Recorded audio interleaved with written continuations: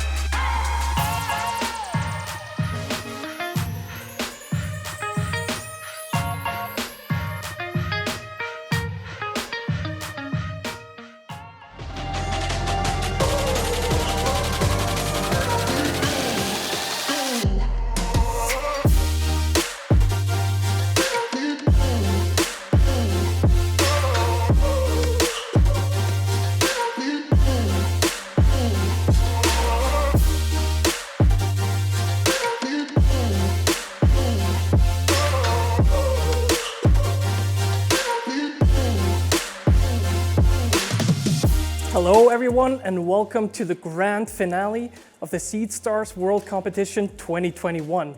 It's great to see how many of you are tuning in from all over the world. My name is Maur and I'm an editor at TNW and I'll be your host for today.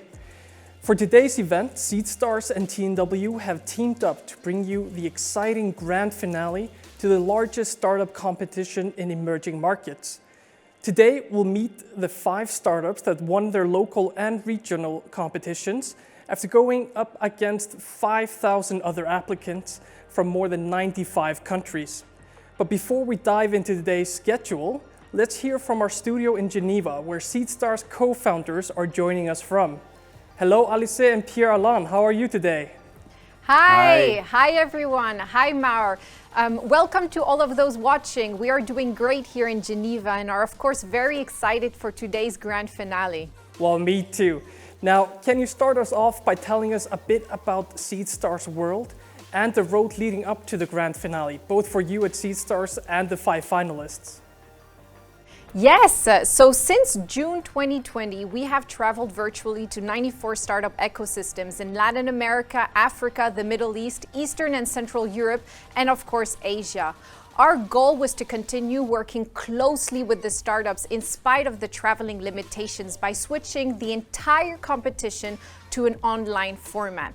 The entrepreneurs got a chance to grow their businesses through our educational content, more than 700 connections with mentors, and more than 1,200 introductions to investors were made. And we received over 5,000 applications from startups worldwide. And out of those, we have selected the top 5 who are competing today for the title of the global winner of the Seedstars World Competition and for an investment of up to $500,000 in funding. So it's been a journey for both Seedstars and the finalists, and we are very happy to be here for the grand finale today. Thank you, Alice and Pierre-Alain. It's definitely an exciting day, especially for our 5 finalists. But now it's time to go over today's jam-packed schedule. First up, we'll hear from Seedstars founders on their mission and what's been going on in the community since last year's event. We'll then follow that with an exciting panel discussion on education for 21st century skills. Then come the Seedstar TV Mags, where we'll dive into the future of food and discover new technologies in education and accessibility. And finally, the moment we have all been waiting for, the pitching competition. But now it's time to go back to Geneva to dive deeper into Seedstars' mission and activities over the past year. Back to you, Alice.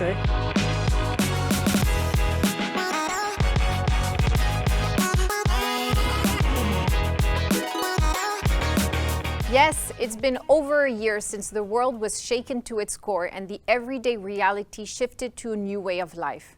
We at Seedstars could feel this change reflected in almost all of our activities, from the Seedstars World Competition to the SeedSpace hubs, through all our entrepreneurial programs. In March 2020, we switched from organizing our largest yearly event in Lausanne to an entirely online broadcast, bringing together our partners, the startups, and the whole community in less than 1 month. With over 20,000 people registered for the online event and over 24 million people reached through our communications, we opened up the event to an even larger audience and brought visibility to the various realities faced by entrepreneurs in emerging markets. However, this past year left a radical mark on the entrepreneurship scene in emerging markets. According to the International Labour Organization, more than 75% of businesses have experienced a reduction in revenues throughout 2020.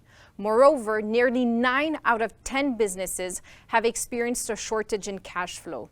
And we know it is one of the most common reasons to why startups fail.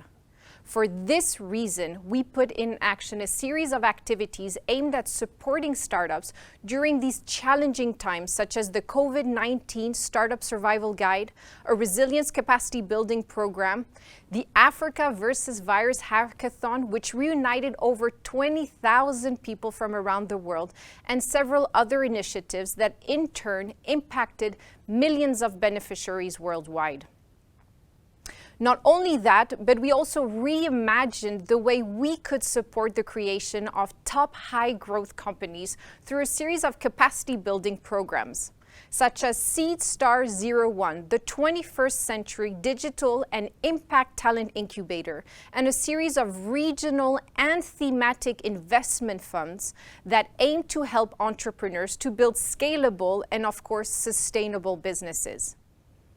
On top of this, the pandemic didn't stop us from continuing to invest in the most promising startups with highly scalable potential.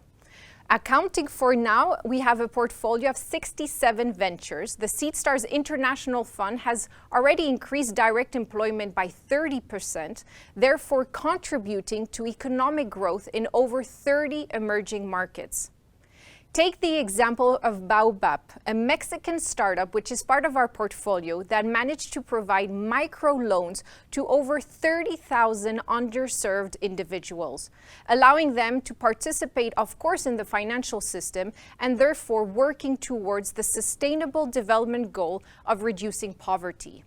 Another example is Metsaf, a Nigerian startup also part of the portfolio that helps healthcare providers ensure that medicine and supplies they provide to patients are safe and affordable. Remember that nearly 3 out of 10 medicine sold in Africa is substandard or fake. So Metsaf is of course contributing to the good health and well-being of people across sub-Saharan Africa. These are just 2 stories of the startups that not only managed to ride the wave of the pandemic crisis, but also positively impacted people's lives in emerging markets through technology and entrepreneurship. It is this motto that drives the over 30,000 entrepreneurs that are part of the Seedstars funds and programs. And it is this motto that motivates the 90 Seedstars team members to support startups while working remotely from 5 different continents. This keeps the over 2,000 mentors and investors worldwide in our network to spend hundreds of hours working side by side with the founders, and of course our partners to continue investing their trust in those who are the next change makers. Before handing it over to Maur, I would like to give a special thanks to our partners that have been unbelievable allies to our cause and making sure we can follow through on our mission. Thank you to the Canton of Vaud. Thank you to Presence Switzerland, the School of Management of Fribourg, and MADA Center of Assistive Technology for supporting us.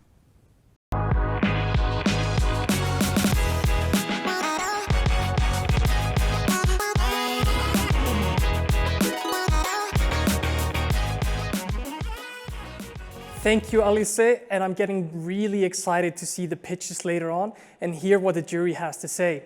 But now it's time for our panel called 21st Century Education for 21st Century Skills. We'll discuss how to keep up with an ever-changing labor market and how we can help entrepreneurs and institutions upskill to prepare the next generation for the future of work. Joining me today are Nicolas Sadirac, co-founder of 01 Edu.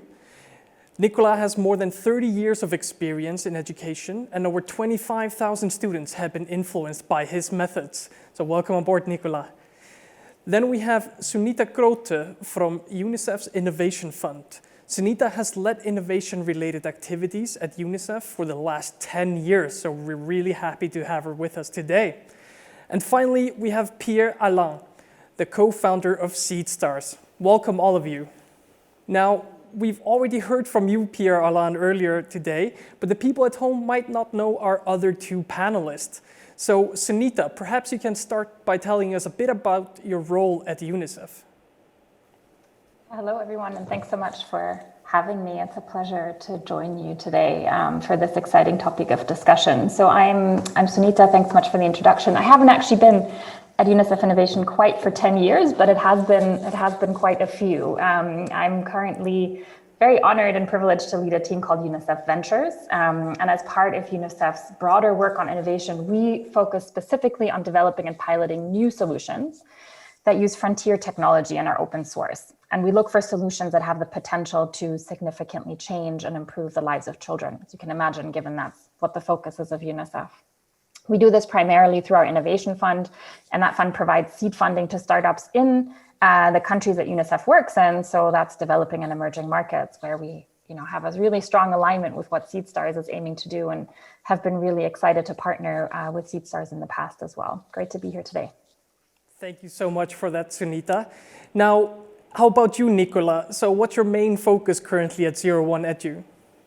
So our main focus is very simple. It's to identify, flourish, and accompany talents through their journey in IT and getting more involved in the digital world. So I have been working on a platform that is able to identify very specific skills that makes great coders, and we have a platform that empower them so that they are able to participate to this amazing adventure of digitalization.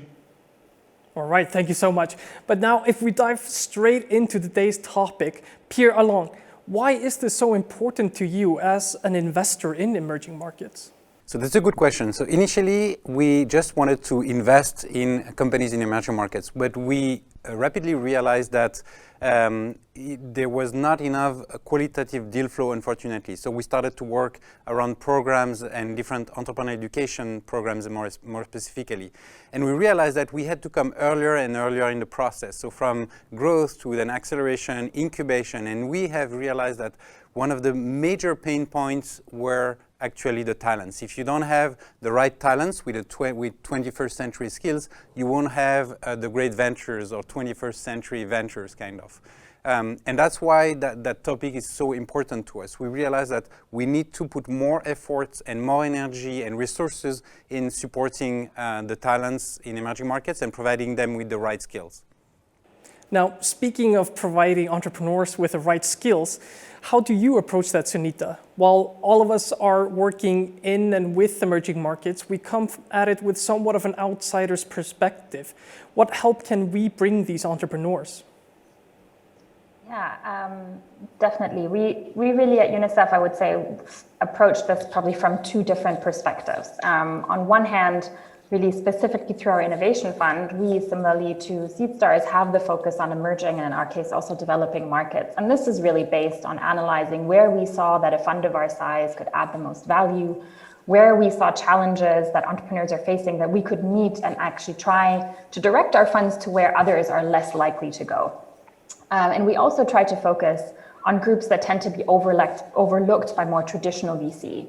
So we have a strong focus, for instance, through our smart investing initiatives on supporting female-led and female-founded businesses. You'll all know that some figures suggest that as little as 6% of VC funding globally goes to women. And we're at about 40% in our fund, but we still don't think that that's quite good enough. We don't see that just as an equity issue, but we also know that that is actually smart investing, given the data we have all seen on the performance of female-led companies and diverse teams. So we choose to invest in early stage companies in certain markets, those that are among the most frontier in their use of technology, because we felt that that's really where the gap was when we launched our fund a couple of years ago. We also really look at supporting those that are designing their solutions in a way that they could scale quickly and through collaboration in communities, which means we focus on them being open source. And this means that We can provide not just funding and technical assistance, mentorship and networks, but actually very concretely, we share among our portfolio and with our partners actual IP, technical infrastructure, code, design, data, a network of collaborators that can help them build out a product and help scale it to new users and markets.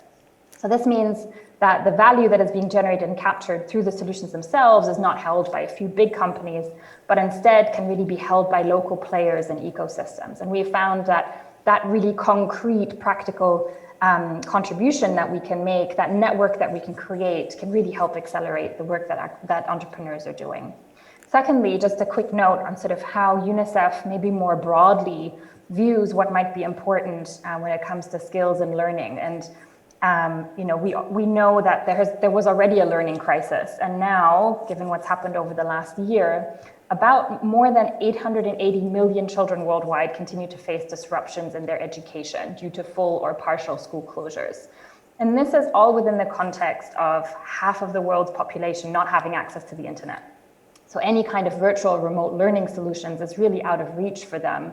This also means that the digital solutions that entrepreneurs are developing are not actually able to reach half of the world's population. So they're limited in the impact, but also really in the value that they can generate and capture for their businesses. So in this context, we, together with ITU, the International Telecommunications Union, launched an initiative called GIGA that aims to connect every school in the world. Of course, connectivity itself is only as valuable as what you can access through it. And this is, again, where our fund and the work of another platform called the Digital Public Goods Alliance comes in. And we're seeing how technologies like AI and blockchain can really fundamentally shift how learning is managed, delivered, and consumed. So we're piloting, for instance, a blockchain-based certificates platform so that those certificates are verified and immutable and can be transferred across borders. Imagine a situation where children are on the move because of conflict, for instance. We've invested in solutions that make learning and communication more accessible for children with disabilities. We've also worked with Finology, one of Seedstars' top LATAM finalists last year, to develop a personalized assistance for parents to help them prepare their kids for school. So from our end, we see the entrepreneurship and being able to actually sustain that value and for it to benefit local communities. It's not just the funding that matters, but it's really the supportive infrastructure, really concretely through connectivity, and the development of technology solutions that can actually accelerate and generate value for all that brings that sustained impact.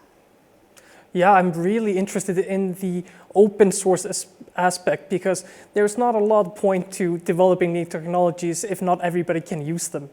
But Nicola, you come to this discussion of 21st century skills from a bit different perspective. Now, you already ran into the problem of finding the right talent back in the 90s in France and set out to solve that. And now you're launching a, let's say, unconventional program based on that in numerous emerging markets this summer. What was it that made you change education in this particular way? Okay, so mainly what happened, it was we face a very difficult situation where the need of companies, and especially innovative companies, changed really deeply. What you expect today of a good developer, it's not just to translate a bunch of work to software. Okay, now you expect him to be part of an innovative process, which is more and more collaborative and co-intelligence. And in the same time, the education process almost didn't change. We still have class where the kids are taught knowledge and deliver in a very, very usual way, and which is, to my point and to what we have been seeing, totally inappropriate. We have to focus much more on the creativity and the collaboration than the knowledge. Today, knowledge, it's freely available, of course, to people who have access through internet, but which is most of the place where the coders work. The issue is not to find the knowledge, it's not to memorize it, it's to use it in a proper way so that you create new stuff. So at the end of the day, we develop a platform which is totally based on peer-to-peer, which means that there is no teacher. Okay? And that is very important. A lot of people think when there is no teacher, it's the students who already know who explain to others. It's exactly the contrary.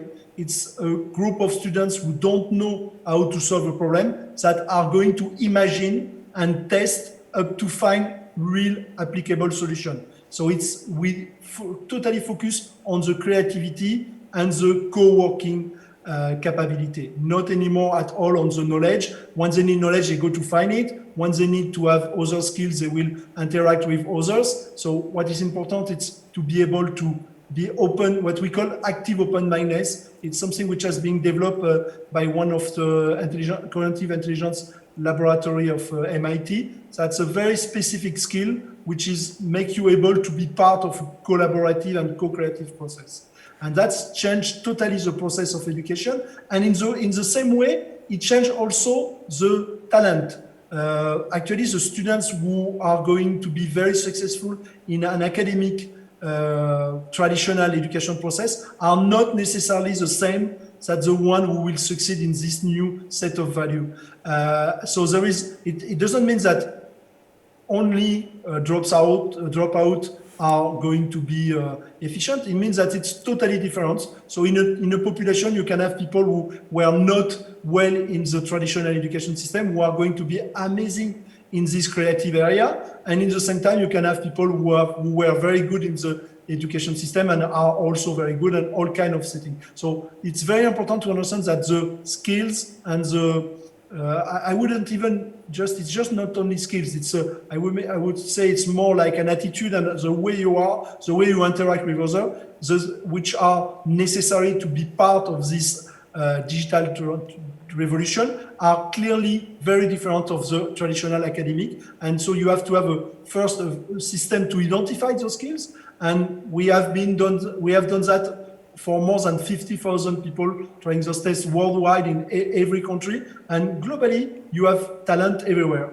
The talents are mainly, I would say, randomly spread. And but the education system, it's not finding all those talents. So it's a very important part to find them, identify them, then train them, and then after make them empowered in companies. Yeah, and I mean, I also know your program a bit, and it's even more radical than that, because not only do you not have teachers, you also kind of prevent having a sort of alpha student take the lead. So you really make sure that everybody has to be part of the solution.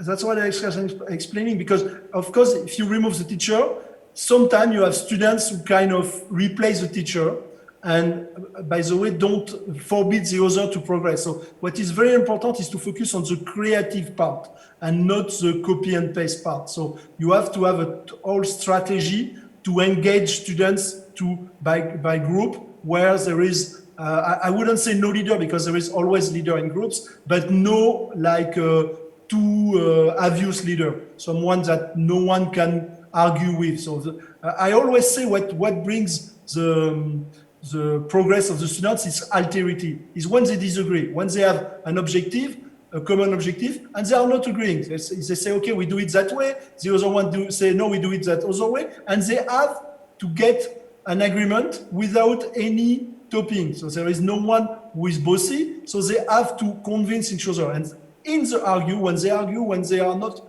agreeing, they get the progress. It's exactly where they create their capability to be able to listen each other, to prove their point, and to find a better solution. Yeah, I mean, I would have loved to try that kind of program when I was growing up, and actually would still sign up for that. But Pierre-Alain, for the last 7 years, Seedstars has been moving more into education alongside its investments. When you're looking at founders in emerging markets, what kind of skills do you feel that they're mostly lacking or need more help with at the moment? So I think that Nicolas explained it quite clearly, in the sense that if you think about an entrepreneur, what he does is basically trying to solve a problem, and it's usually a bunch of problems one after the other. And this is really what they need to do. And how they do it, they usually come up together, let's say 2-3 founders come up together, start thinking and say, okay, how can we solve that? And indeed, they try to fight, like Nicolas explained, this is this way that we should be doing things, or this other way. And then this is how you come up with a solution. So if you think about what Nicolas just explained, which is basically trying the problem-solving capability, so everything that goes with it, critical thinking, for example, is definitely a very important skill that you need to get. And it's not in a traditional way of the current educational programs that you would acquire them. So you need a new way to acquire that kind of skill. The other skill that is important is collaboration. You need to collaborate with others in order to find solutions. You need to have some kind of a team spirit. So that's why we're so excited also to collaborate with Nicolas and his team in trying to set up this program where people are able to acquire these skills in a very new and innovative way, and I think very disruptive as well. Yeah, I mean, it's really interesting to really break up this old lecturer-student type of form, because that doesn't really prepare us for how we have to solve problems in the future. But Sunita, we've been now talking about 21st century skills as almost as one uniform thing. How do you make sure, though, that we're providing founders with the right skills for their home markets?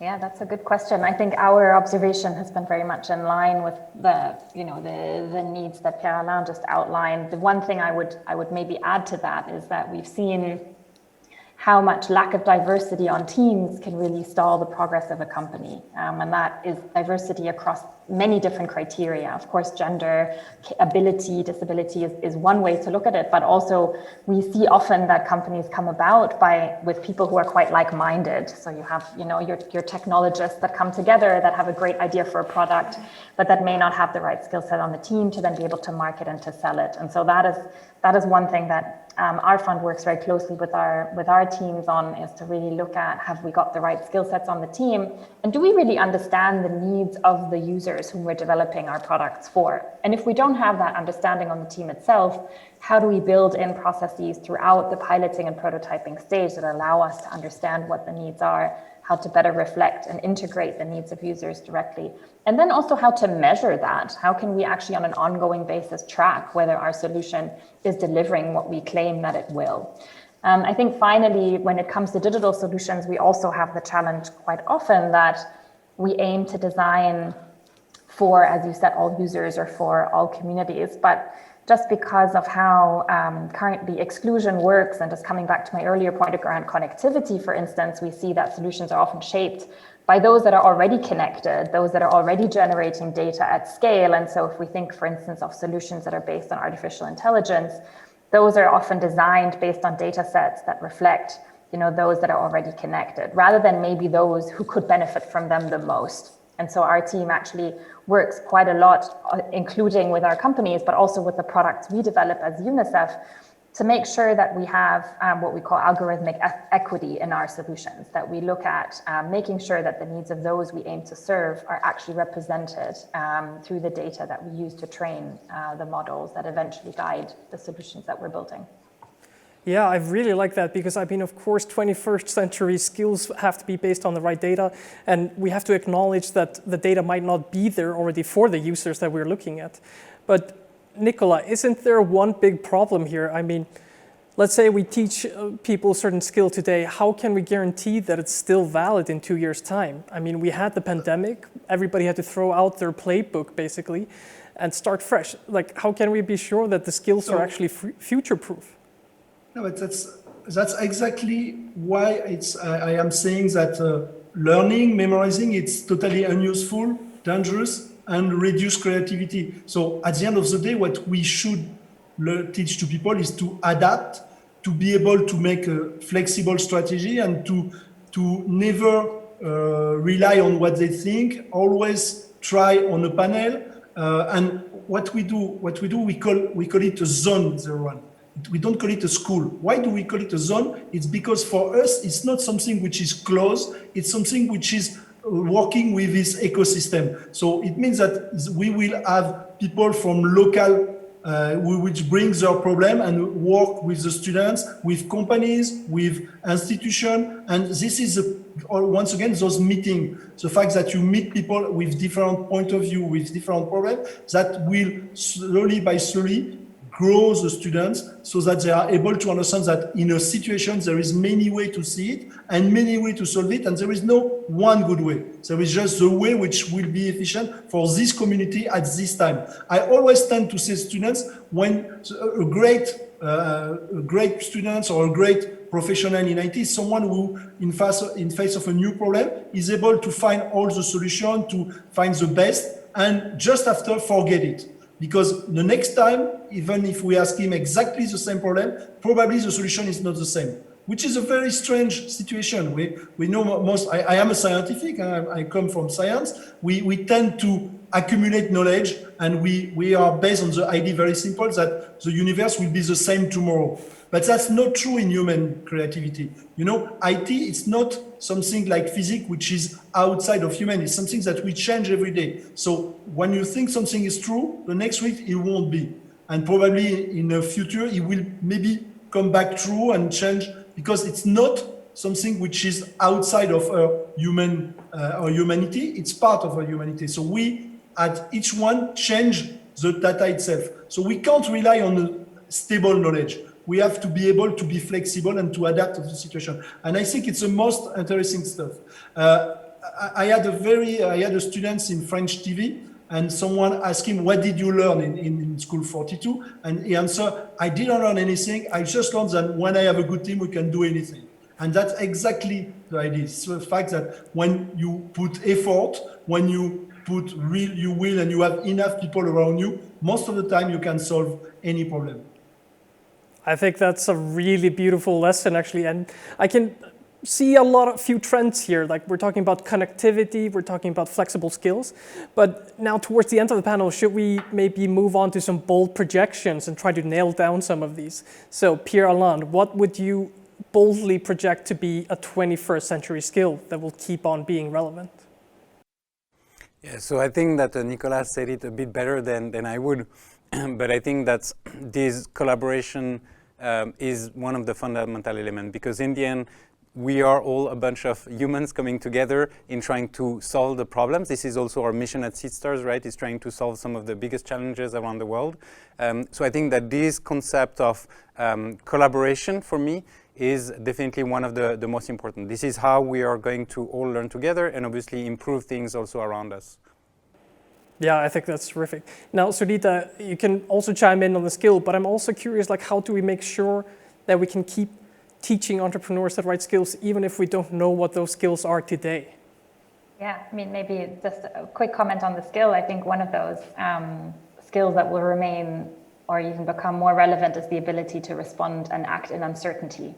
And to basically adjust course, right? And so that also ties into your question directly, because I think we need to be able to design solutions in such a way that they're really able to be adapted very quickly to changing circumstances. And I think that applies across the board to anything that can have a significant impact in the countries that we're all working in.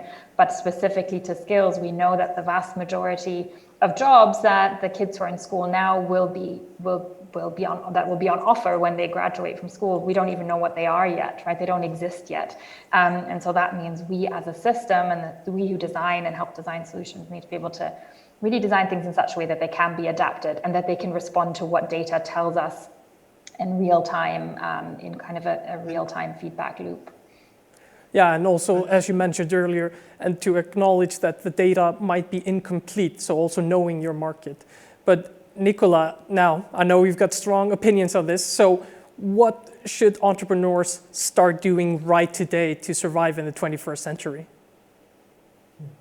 That's a wide question. I think as an entrepreneur, I think the most important thing is clearly to have a great network of resources around you, people who are in your company, but all around, because that's what we were just saying. No one knows the future. And what we know that it will be more and more volatile, that's for sure, because this volatility comes from the complexity. So as we are more and more humans, the complexity of the environment will grow, and it's exponential. So we know that the complexity will grow. So that we don't know how it will change, but we are sure it will change more than it has ever changed. So the main capability is this capability of adaptation and the capability to rely and to be able to progress in an unsafe and complex system.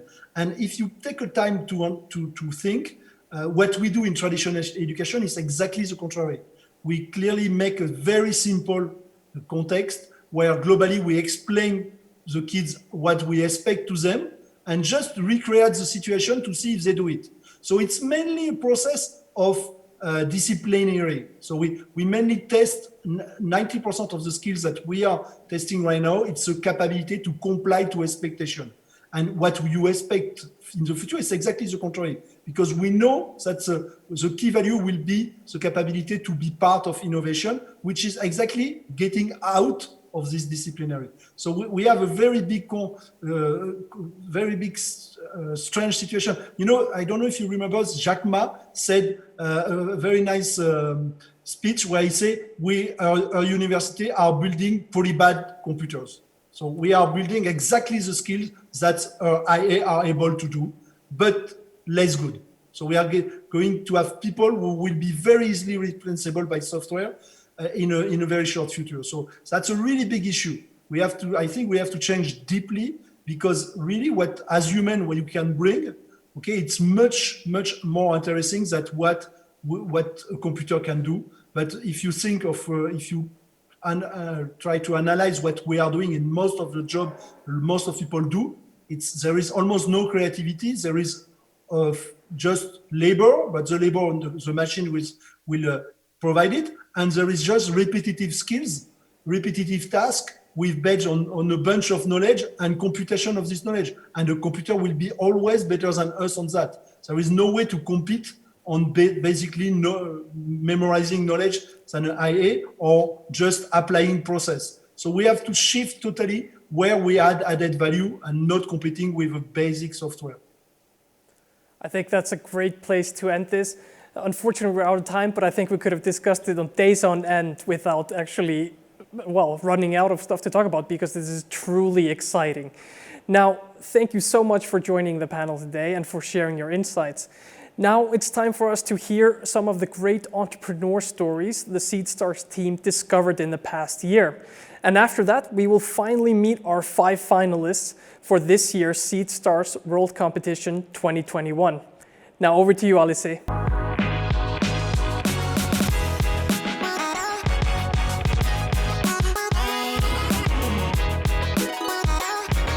Thank you, Mar, and thank you to all the panelists. It was such an interesting conversation. And when I hear Nicolas talk about one of the most important assets an entrepreneur could have is a wide network of resources, and that's really what at Seedstars we're trying to do. And even through this Seedstars grand finale, I mean, together with our partners, we've put in place the Seedstars TV Mags, which is co-created with Canton of Vaud, School of Management of Fribourg, and the MENA Center for Assistive Technology. And the objective really is to showcase some of the great technologies and entrepreneurs around the world that we believe are making a difference. These TV mags showcase powerful stories of disruptive startups tackling some of the biggest challenges in the fields of education, ICT accessibility, and FoodTech solutions. So now let's just jump right into it.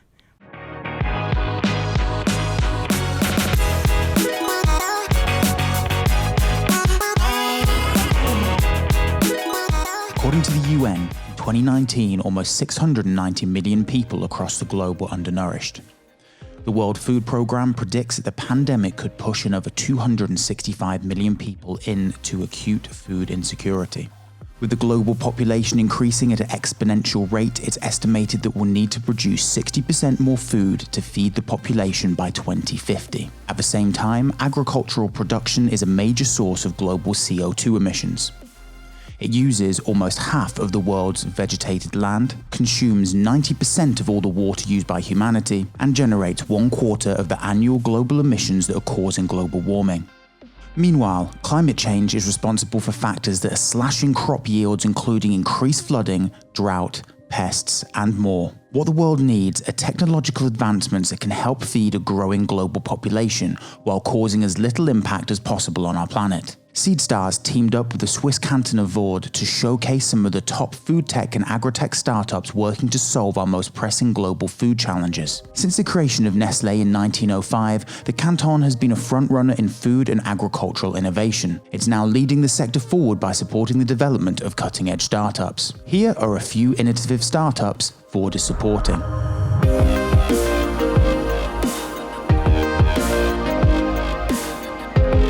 Gamaya improves the efficiency and sustainability of crop production by offering compelling digital agronomy solutions to B2B clients and large farming businesses, all enabled by remote sensing, hyperspectral imaging, and artificial intelligence.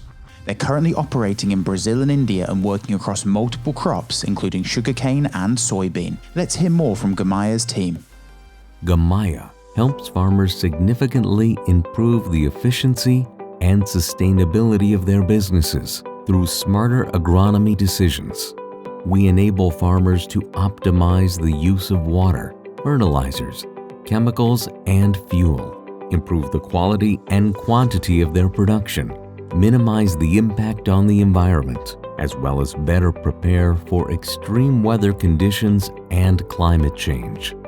Our services include mapping and classification of weeds, early diagnostics of plant disease, pests, and nutrition deficiencies, resulting in up to 50% savings on chemical inputs.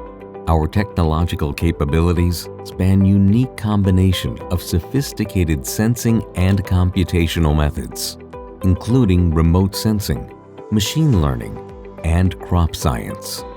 Gamaya's unique approach allows to connect ground-level observations with drone-based hyperspectral imaging and large-scale satellite data covering millions of hectares. We aspire to put global environmental intelligence at the service of local farming challenges. Gamaya, know your land.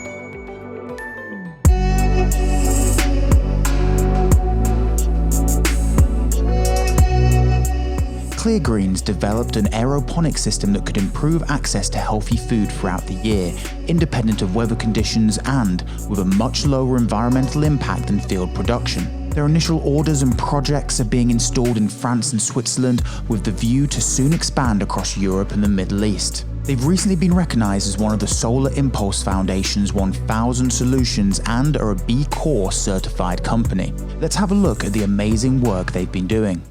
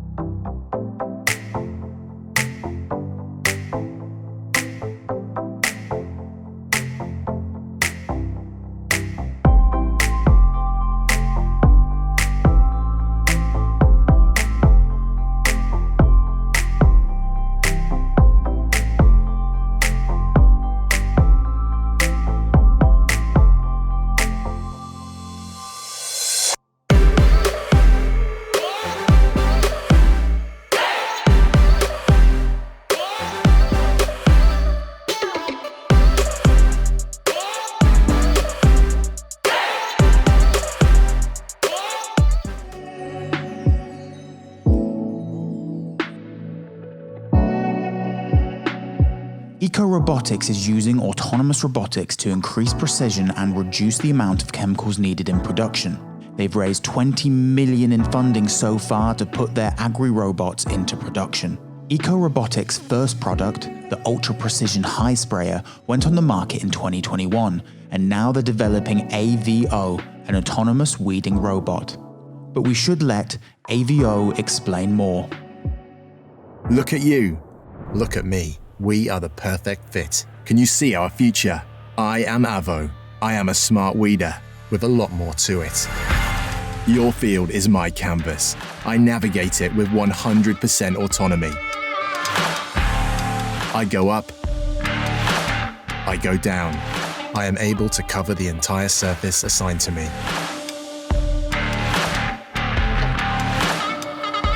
am flexible. I am light-footed. And I am reliable. I am tireless, powered by solar energy that gets me going, by day or by night. With my eyes fixed on the ground, I detect weeds and spray them without hitting your crops. I perform my art to perfection. You ask me what difference does it make? Up to 95% less herbicide used. Look at them. Look at me. I am fully autonomous. More precise, more efficient, more economical, more ecological. Your future is already here.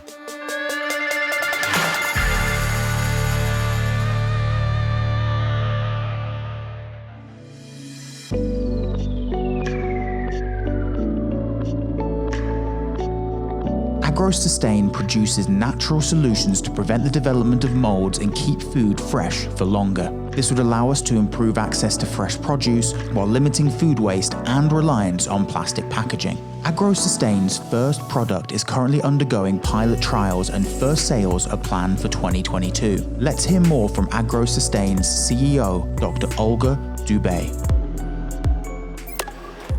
AgroSustain sells biological coating to extend the freshness of cut flowers, fruits and vegetables. Our solution provides a value from all over supply chain and bringing you a value starting from fork and bringing it to your fork. Our biological plant protection extends the ripening process and decreases water loss by 30 to 90%.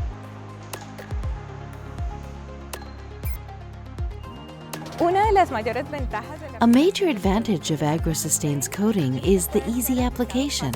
This mango, for example, can be sprayed or dipped in its coating. No change of its taste nor smell.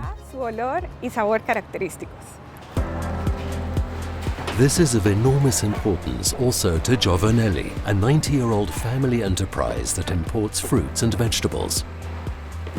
Their challenge is to reduce humidity loss and improve the ripening process, freshness and shelf life, which ultimately benefits the customer in the store. We looked for solutions to counteract this problem. Together with AgroSustain, our partner, we are convinced that we not only deliver high-quality products, but also make a sustainable contribution to reducing food waste.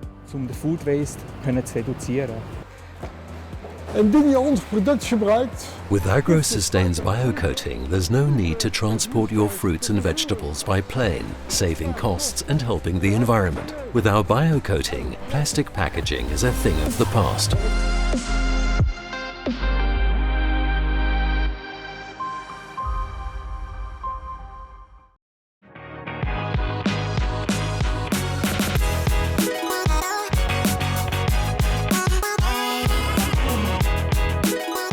The pandemic caused a dramatic shift in everyone's lives, making us reliant on our devices for work, school, essentials, keeping in touch with loved ones, and staying up to date with new developments. But this sudden change also revealed major gaps in our technology and exacerbated inequalities. For the 1 billion people living with disabilities globally, this rift was particularly acute. According to the World Health Organization, people with disabilities have been disproportionately affected during the pandemic with access to healthcare, education, employment, basic necessities, and information being curtailed or completely blocked. As we begin shaping the new normal, it's time to leverage technology to build a more accessible and inclusive society beyond COVID. Seedstars partnered with MENA, the Assistive Technology Center in Qatar, to launch the ICT Accessibility Prize. Their aim is to track innovative solutions that provide digital access and assistive technologies for people with disabilities globally, which can then be applied in the MENA region. Let's find out more from two of the finalists from this year's ICT Accessibility Prize, Thinkabell Labs and Pedius.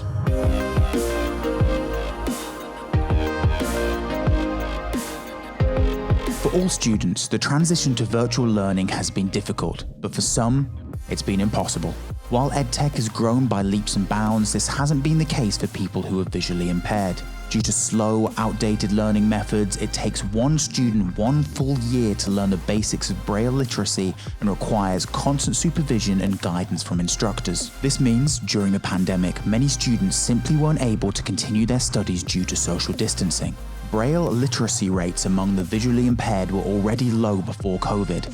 Only 10% in the US, 4% in the UK, and 1% in India are Braille literate. This impacts access to employment opportunities, limiting autonomy for the visually impaired and, in some cases, leading to extreme poverty. In fact, roughly 70% of adults who are blind are unemployed. Finkerbell Labs' flagship product, Annie, is an audio-tactile device that enables students to self-learn how to read and write in Braille. But let's hear from Finkerbell Labs' CEO, Sanskriti Diwali. Hi, I'm Sanskriti Diwali. I'm the co-founder and CEO of Finkerbell Labs. We build technology to make education more inclusive. Specifically, Annie is our product designed to help visually impaired students learn Braille on their own.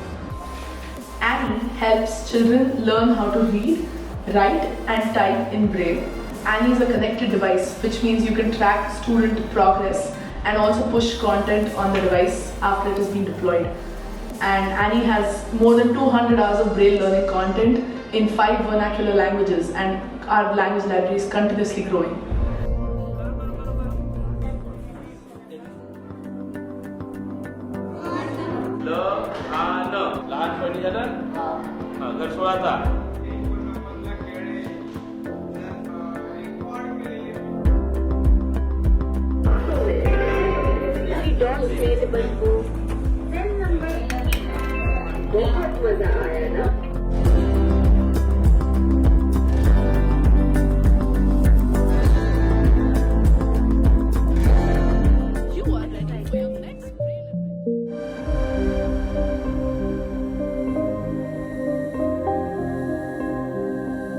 Imagine how your life would have been these past few months if you weren't able to use the phone to schedule a medical appointment or answer an important call. This is the challenge the hearing impaired have to navigate in their daily lives. The only options the hearing impaired currently have are for a friend or family member to place calls for them or go through a third-party service. Both options mean calls can never be made privately or independently. Pegasi is an app that allows the deaf and hard of hearing to make phone calls independently 24 hours a day.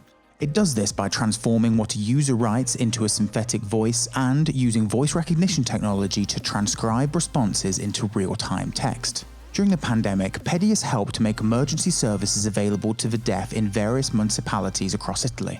Pegasi has enabled local police operations to receive calls from deaf people and is now collaborating with the Civil Protection of Rome. Deaf users can also call all regional toll-free numbers set up by the Ministry of Health and the Italian Red Cross, free of charge, 24 hours a day, in order to request information, indicate changes in their state of health, and report emergencies in real time.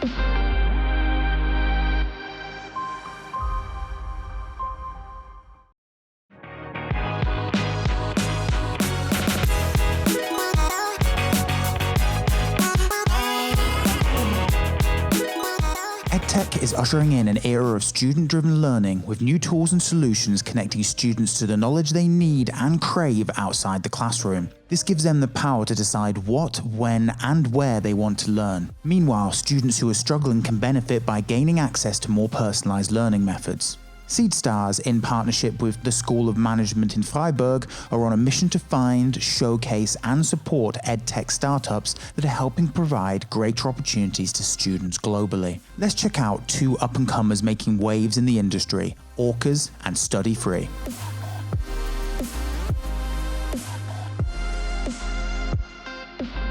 Orcas is an online marketplace for tutors in Egypt and the MENA region, which helps to solve 2 very important problems: providing part-time jobs for upper-level students and access to local tutors for parents. The app has over 2,000 tutor profiles, which you can sort by location, subject, hourly rate, rating, and more. For tutors, Orcas provides the flexible work hours and financial independence upper-level students need. But we'll let Shams Adli, CMO of Orcas, explain more. اوركاس موبايل ابلكيشن بتوصل الاهالي بتوترز اند بيبي سيترز. بتخشي تدوري على كل التوترز في كل المواد بكل اللغات، عندهم ريتنجز وريفيوز، فانت ممكن تخشي تتفرجي على البروفايل بتاع كل توتر وتشوفي التقييم بتاع التوتر ده اتعلموا فين، مدرسه ايه، والاكسبيرينسز الخارجيه برضو بتاعتهم.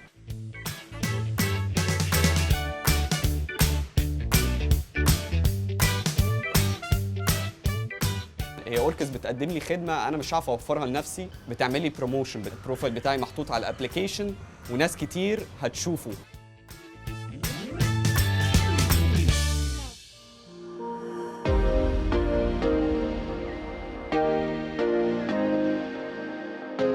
Study Free is dedicated to helping students around the world study abroad without the financial stress. To date, Study Free has helped 40,000 students receive a total of $4.1 million in scholarships and grants from universities. Study Free was also the global winner of Seedstars World 2019/2020. Let's hear more from CEO and founder Dasha Kroshkina about the challenges she faced and her tips for other entrepreneurs. My name is Dasha. I'm a founder, CEO and founder of Study Free. It's an online platform that helps students to get to universities abroad with scholarship and grants. So especially in our case, being starts off in Russia, any other emerging country, I would say, it's really lack of people who can think outside the box, beyond your local market. Even before building product, we kept hearing you can do this, it's not scalable, it's not gonna work, it's impossible. But if you have a gut feeling, and all entrepreneurs usually have gut feeling, just say thank you for your opinion, in your hell, go to hell, I'm gonna do this, and 6 months after you release your product, it's wow, it's actually working, it's actually possible. So I think actually this the major disadvantage is lack of people who can think globally. You're doing something not thanks to them, but actually against them. Because it's kind of contrary motivation, I would say. You have two choices. You either search for money or you make money. Start making money. It's possible. You don't need investments, you don't need tech, you just need a landing page.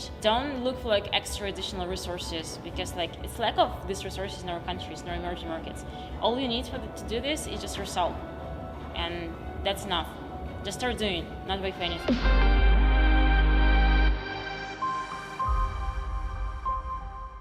And thanks again to our partners for giving the opportunity to these startups to tell their stories. And now we'd like to bring you back to Switzerland, where in many ways Seedstars was incubated by our partner Canton Vaud, and we would like to showcase the exceptional entrepreneurial ecosystem.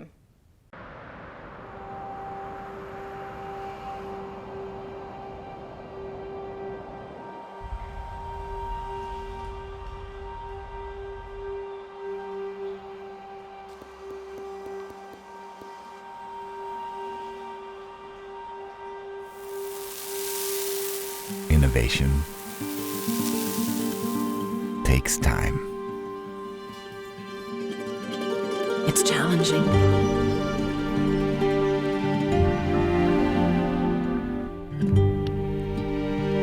Frustrating. But often a thing of beauty.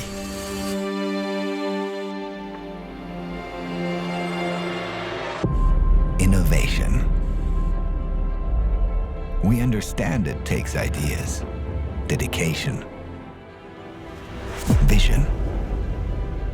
Above all, it takes people, entrepreneurs who love to innovate. Startups that love to make change. And companies who are not scared of taking risks or wonder what could be.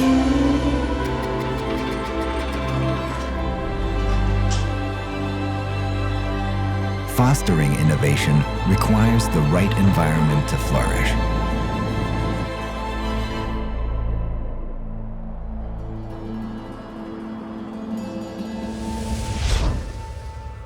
Vaud is one of Europe's leading innovation hubs with a vast number of growing industries. It's where Swiss quality of life, stability, diversity of skilled labor, talent, and academic research are all linked together to grow ideas and innovate. Our ecosystem is rich with diversity, setting up endless possibilities between many different sectors.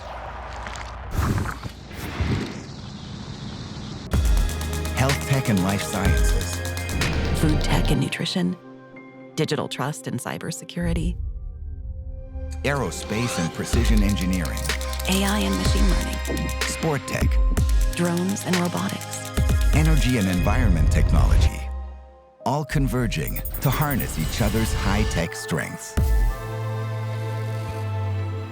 we act as a bridge between startups, corporates, investors, and entrepreneurs. We understand innovation takes connections, support, and financial incentives.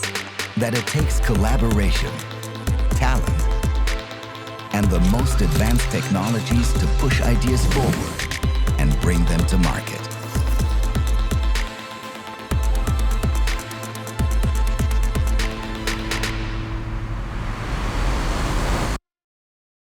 That's why we promote, invest, connect, and grow innovation. VO. Now, without further ado, I would like to hand it over once again to Maur to kick off the final pitching competition.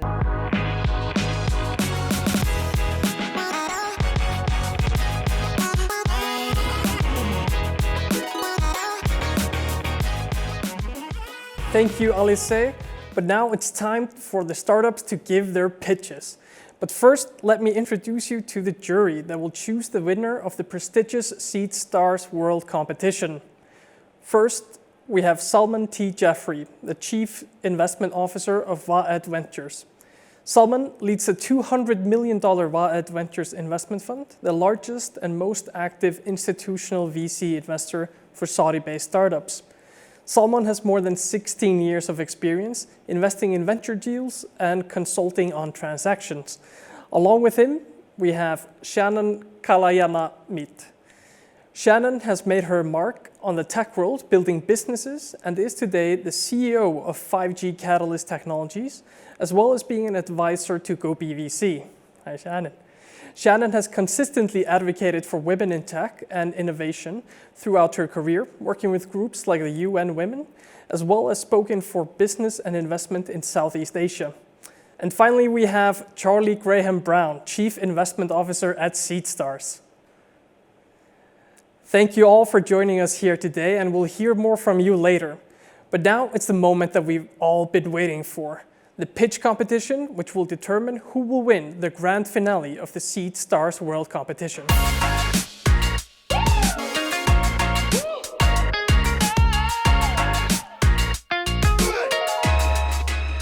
All right, now each of the 5 finalists will give a 3-minute presentation, followed by questions from our jury. So without further ado, let's hear from our first contestant. First up, we have Mark Suboff, the co-founder and CFO of IMAN. Mark founded IMAN to democratize access to financial products for the over 1 billion Muslims based in frontier markets. Welcome, Mark, and take it away.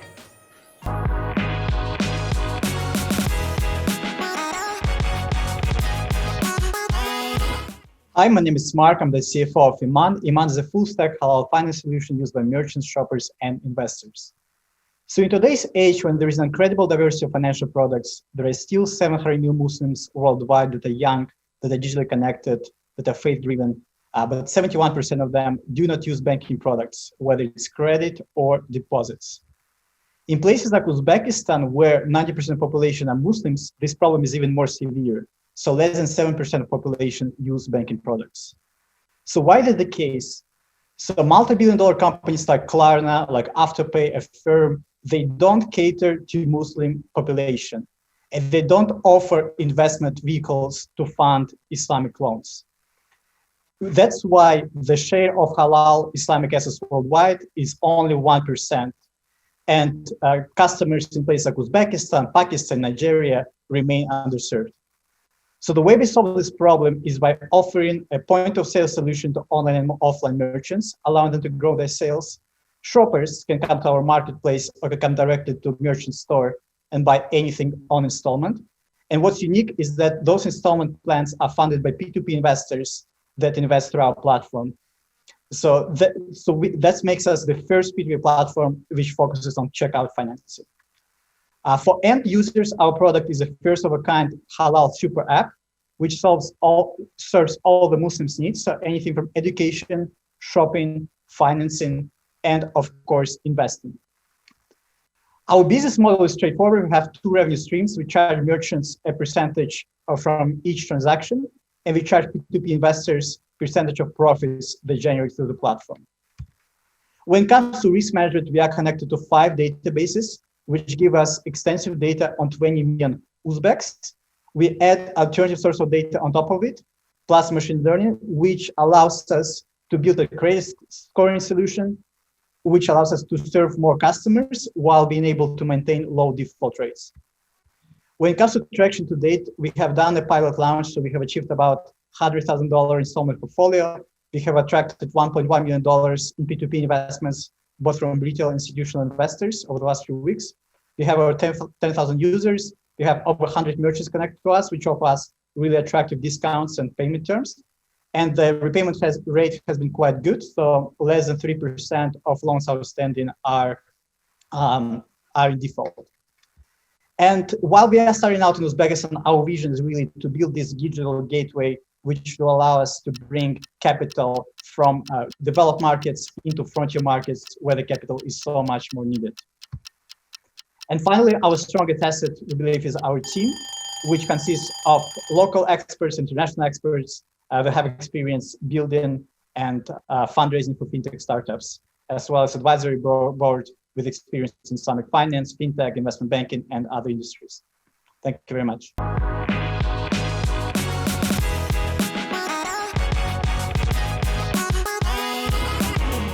Thank you for that terrific pitch, Mark.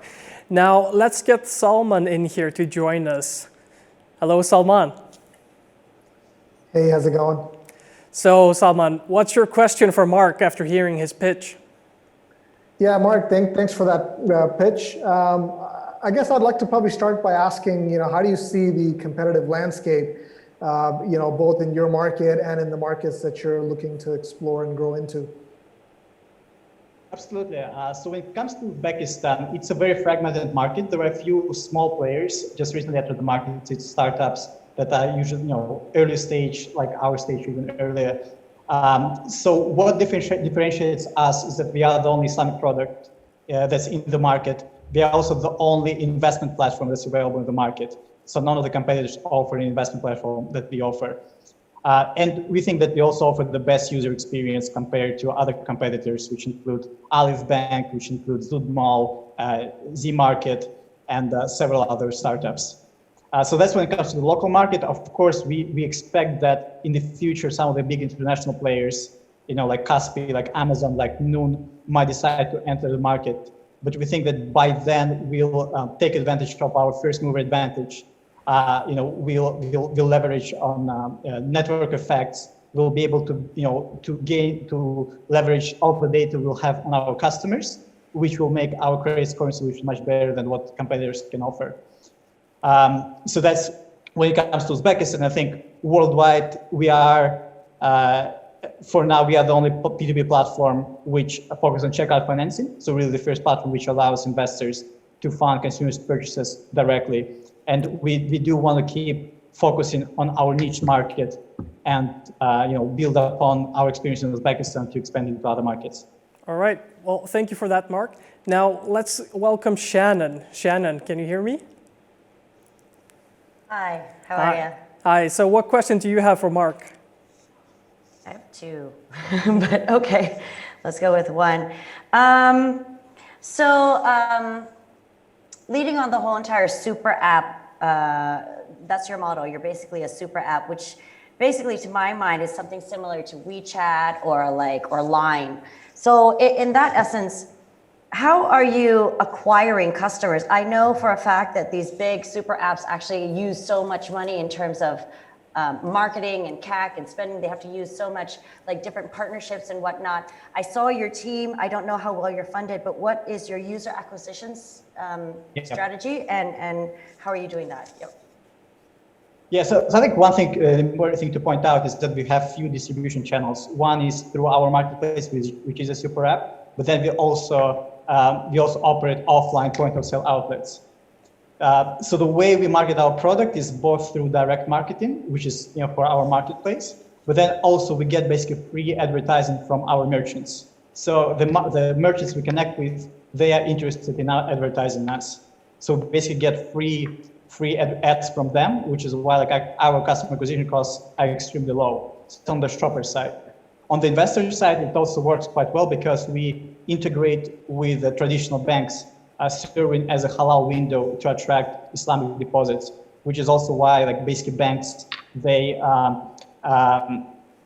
advertise our product for their customers, which is also so that our customer acquisition costs are extremely low. And then on the marketplace side, we do have a marketplace, and we use social media, we use other offline and online media to advertise the product. But so far, the TAC has been very low, less than it only costs us less than $1 to acquire a customer. Okay, less than $1. Got it. Thank you.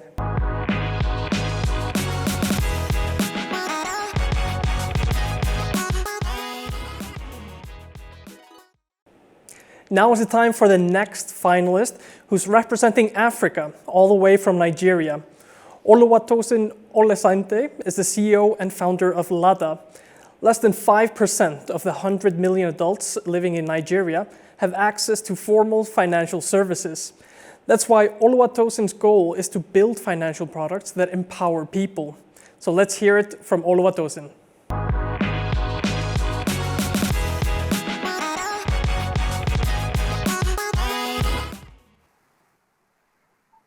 Hi, my name is Oluwatosin Olesante. I'm the co-founder of Ladda. So what is Ladda? Ladda is a one-stop investment platform that gives access to micro investors to a myriad of investment opportunities in one place. And it is supported by financial education to enable them invest in the long run towards financial independence. Now, the retail savings and investment is a multi-layered problem, especially when we're looking at the Nigerian market. Only 54.7 Nigerians actually have savings. And for those that do not have access to the formal channels, they don't have high-yielding investment opportunities, and it also ensures that the entry fee is low. So with as little as $1, that person can get started in their investment journey. All right, so now let's look at what is actually being offered. Ladda offers cheap and convenient access to high-yield access in one place. So I have dollar and naira savings, we have dollar and naira mutual funds, we have global and local equities, and even alternative investments such as InsurTech and even agri-tech, all in one place. We have other channels that are also able to get low entry fees and also FX sourcing. Now, Ladda is backed by Money Africa. Money Africa is the leading financial literacy education in Nigeria. A lot of people build a product first, then they build a community. However, we built a community first, then we launched the product. We have over 250,000 people in our communities. We have newsletter reach of over 30,000. That way, we're able to plug in the product once it's being done. Now, let's talk about the potential market size. We are looking at a 26.2 million users and a $21 billion market value as of today, prior to us extending to other African markets as we're starting in Nigeria. Great. So now competition is actually less intense in the nascent industry, as that is where we currently are now.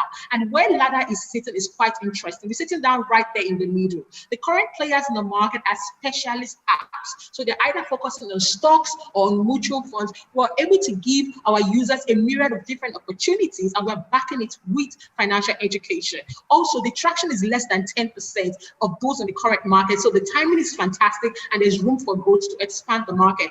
Also, competition with traditional finance firms is less direct, and it is more of partnership. Now, what has Ladda done so far? In just 6 months of our MVP, we have asset under management of over $600,000 without spending one kobo on advertising. We're leveraging on our community, and we're able to build that networking. Great.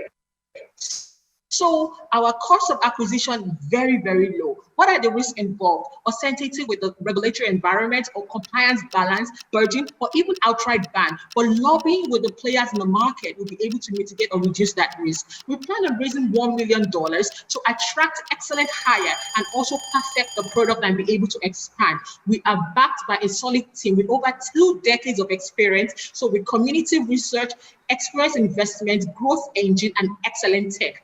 Thank you very much.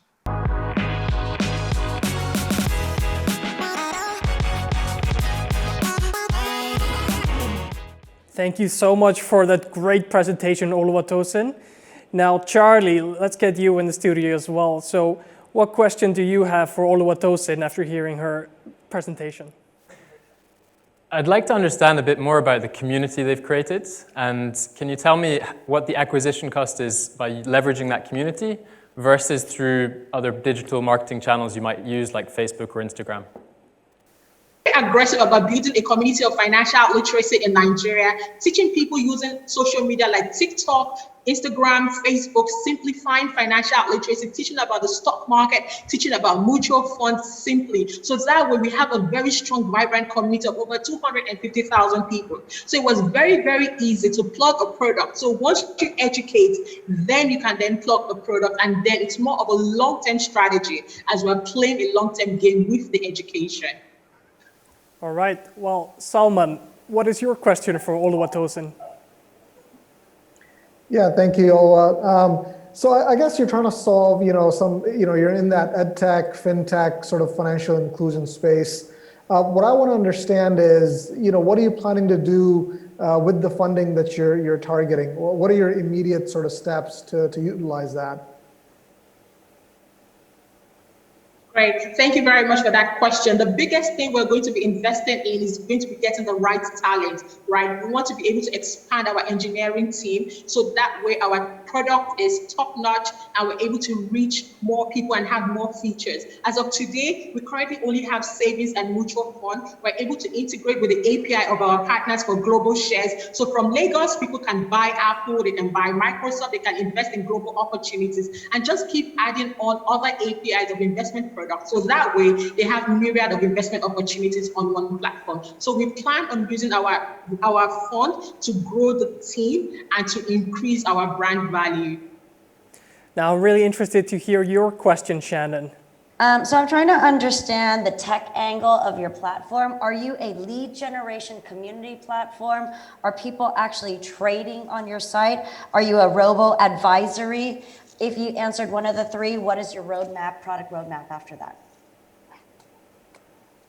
Okay, fantastic. So on our platform, we give people access to investment, but what we also have on it is that we have short videos to explain. So for instance, you want to invest in, let's say, a Netflix, we're able to tell you, this is what the stock does, this is what it does, and all of that. So we're primarily an investment platform. Our target market are more likely long-term investors, not people that are just looking for short-term gains. So they want to invest in the long run, they want to build an investment portfolio. That's what our users look like. So less of trade and more of long-term investment. But can people trade directly on your site today? Can they buy shares? No, not yet. We're currently integrating the API. Yeah, Okay, we're so currently integrating the API. We should launch by H1 2021. Okay, understand. Thank you. Now, Oluwatosin, you talked about wanting to grow your team. So what is the current makeup of the team? So you're the founder. Now, what team do you have already in place? Yes. Okay, we currently have a team of 12 people. We have 4 engineers. We have a front-end engineer, back-end engineer. We have a UI UX. We also have our CTO. We also have our community builders. We also have our finance experts as well, and also our newsletter writers, editors, and designers. So that's what we currently have, a 12 team of strong people.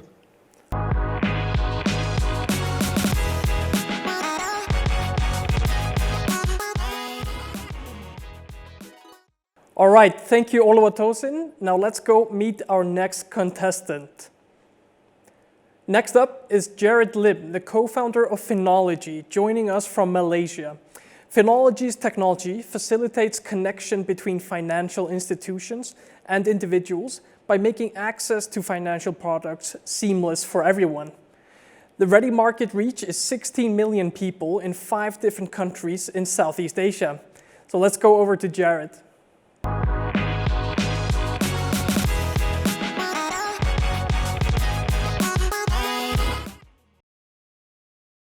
Hi, good day to everyone. We are Finology from Malaysia, and we are ASEAN's digital broking experts. So in this day and age, getting a financial product should be easy and simple, right? It should be seamless, but it isn't.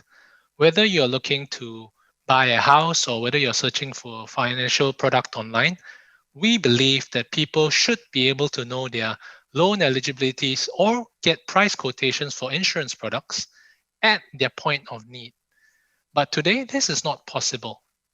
Underwriting decisions by banks and insurers are hidden behind opaque processes which are accessible only via the services of a salesperson. And these salespersons are not always available. So, and these salespeople, they also can't always provide instant answers without first referring to internal underwriters. Why is it like this?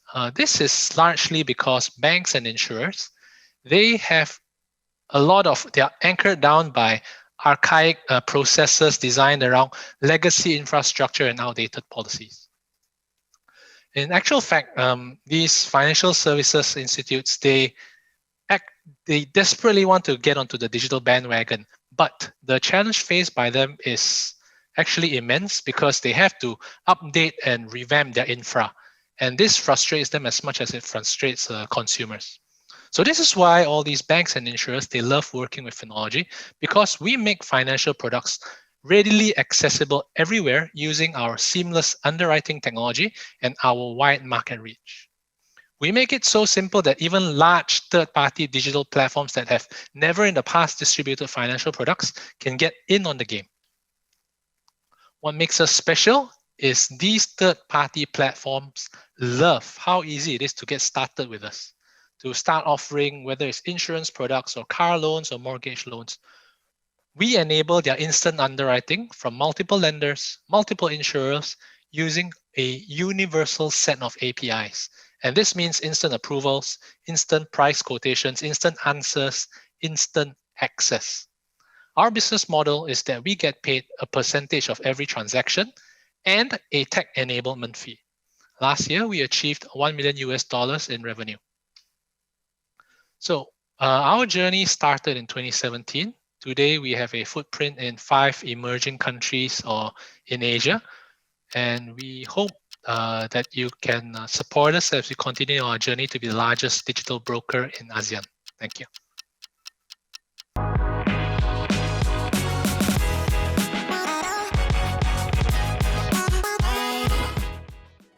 Thank you so much for your pitch, Jared. Now let's hear from the jury. Salman, what is your question after hearing Jared's pitch? Yeah, thanks, Jared. Certainly an interesting and growing space.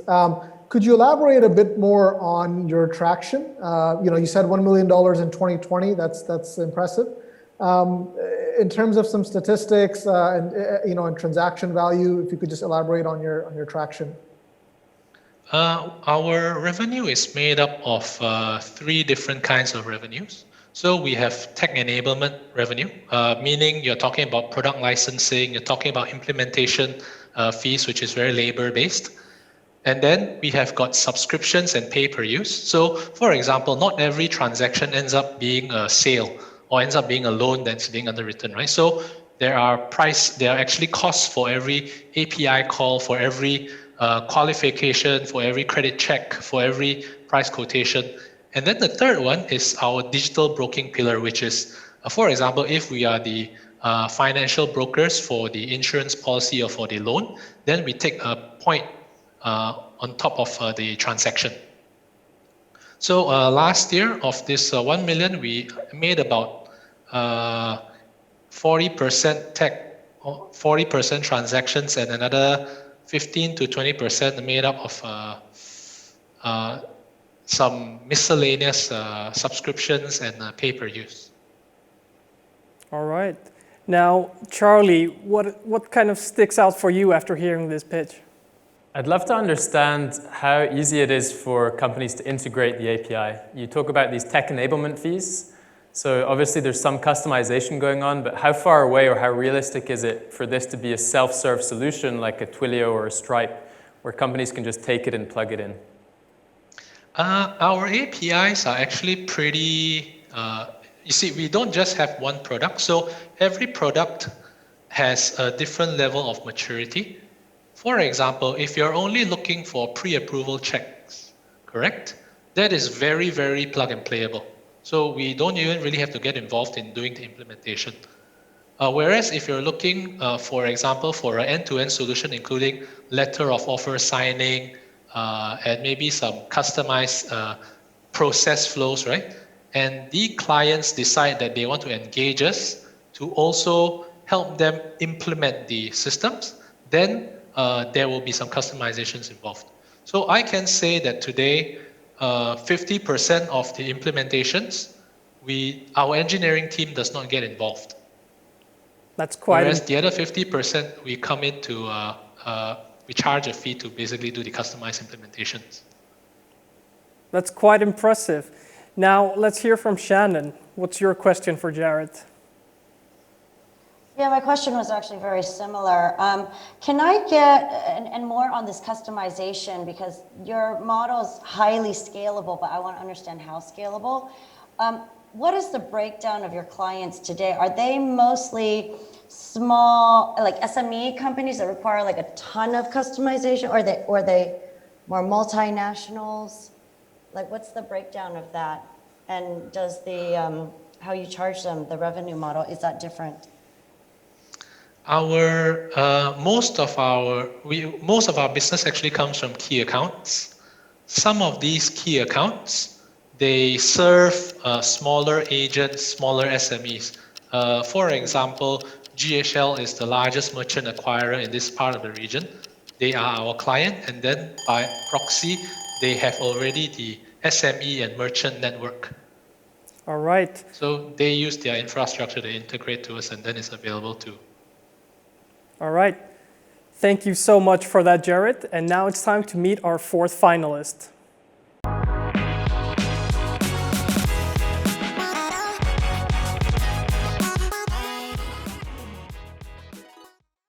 Luis Santiago is getting ready to give us the fourth pitch of the competition, all the way from Venezuela. Now, Luis is the founder of Pegasi, a health tech startup solving a major pain in Latin America, where over 70% of healthcare information is still on paper. Over to you, Luis.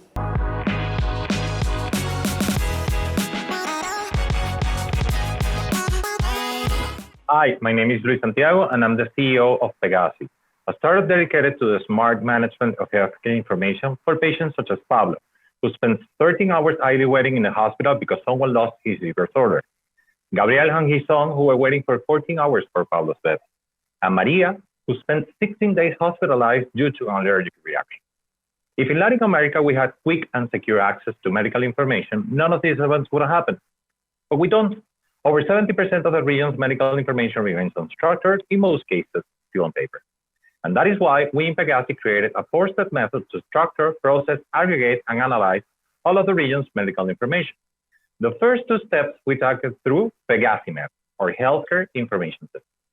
PegasiMed's value proposition is unique because it functions online and offline, is accessible on all smart devices, offers integrated teleconsultation modules, and also the use of international standards for interoperability and patient privacy protection.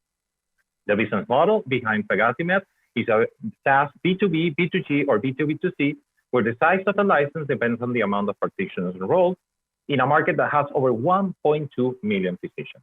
We expect to have 25,000 of them working in our platform in the next 3 years. On the BI side, the market and the impact opportunities are even bigger. We could save up to 17% of what we spend in healthcare every year if we analyze this information using big data and artificial intelligence. And that alone would allow us to insert into the healthcare data analytics, a very big market that's worth over $50 billion, where Latin America only plays a very small part. So to sum up what we do in Pegasi, we structure and process all of these patients' information in order to optimize processes, reduce wait times, and prevent adverse events. And then the information is aggregated, anonymized, and analyzed as big data in order to research new medications, wearables, prosthetics, and the part we are most excited about, real-time population health vigilance. The team behind Pegasi is the perfect match between technical and commercial personnel, spearheaded by our C-suite, who have more than 25 years of experience both in the healthcare IT and the banking industry. And traction shows we have been doing things correctly. We closed 2019 with $55,000 in revenue and 2020 with $130K, with these amazing customers joining us in our journey. Pegasi is an income-first startup. We are thoroughly aligned with SDGs 3, 9, and 12. And we are looking for $1 million in seed funding in order to expand our operations to 8 countries and generate over $8 million in revenue. Join us in creating a world without paper-based health records. Thank you very much.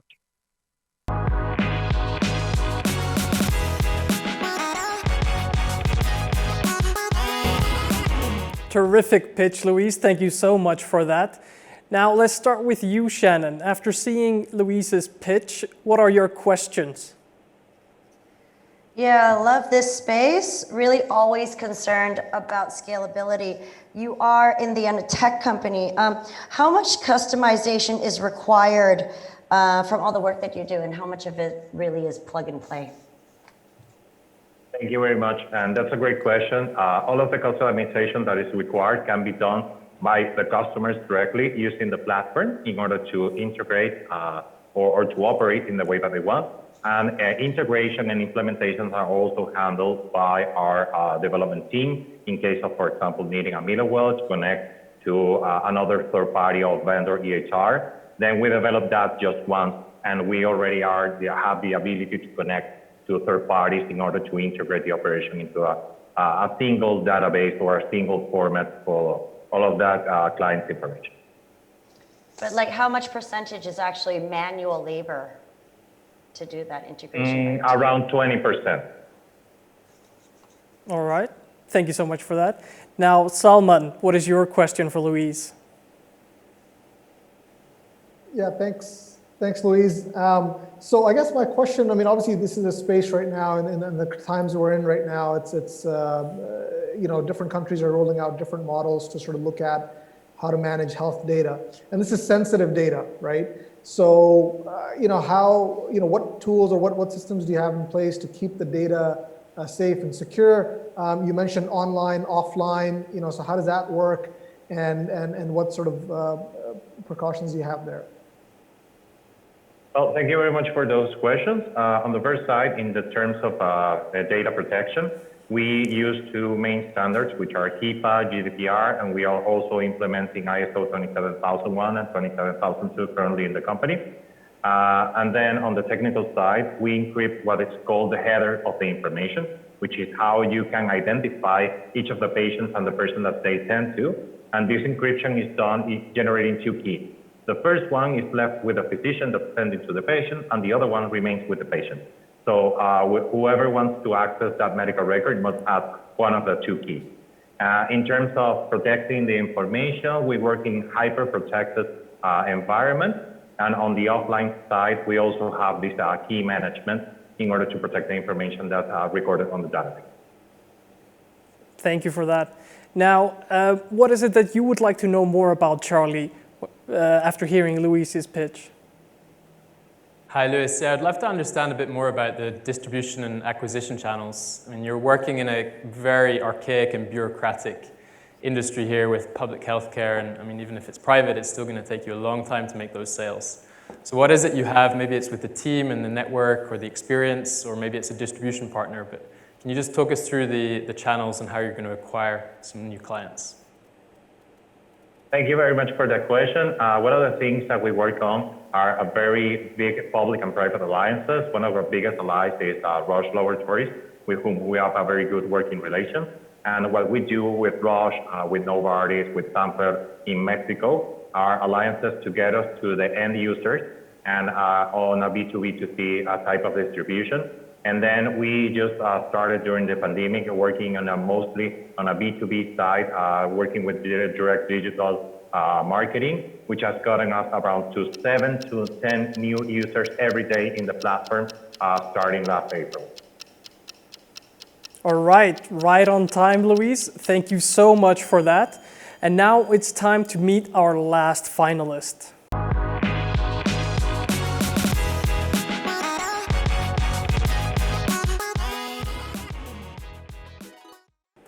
Have you ever wondered what takes place behind the curtains when you click on that button to buy something online?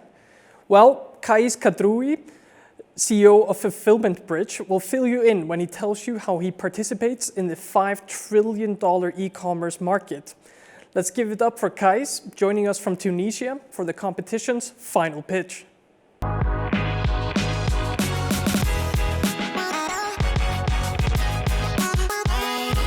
Thank you.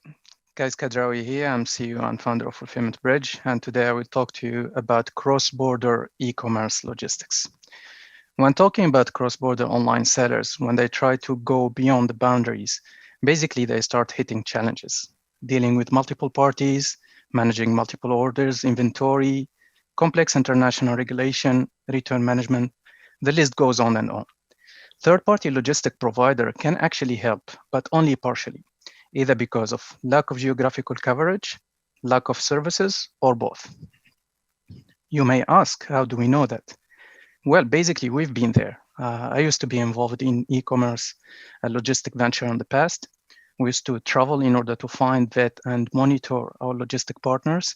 It was tedious, costly, time-consuming, but sometimes it was fun with the right company. The good news is there is a solution. So let's put it this way. If you are an online seller, you will be selling in one or many sales channels. You will need one or many shipping providers, one or many warehousing providers. If you are doing cross-border, you will need freight forwarding, custom clearance, and a bunch of other services. So either you go figure out how to patch these pieces together, or you work with Fulfillment Bridge, one-stop shop that handles the whole supply chain on your behalf.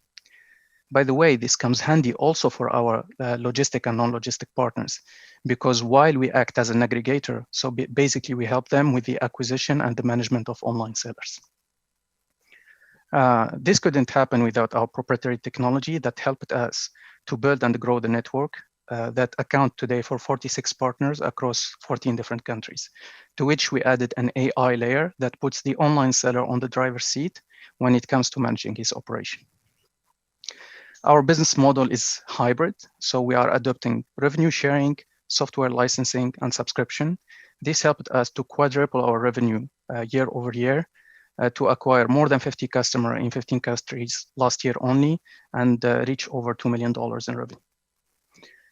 In terms of our market size, basically while we are operating globally today, our biggest focus is Middle East and Africa, simply because e-commerce penetration in the region is 3 times faster than the rest of the world. And you may ask, what is our secret sauce? So basically, as I said, we are trying to cover the whole fulfillment value chain while managing all the providers that are involved in the supply chain on behalf of the online seller, regardless of their size. Finally, behind the scene, there is a team that reflects Fulfillment Bridge DNA with expertise in technology, e-commerce, and logistics. Thank you.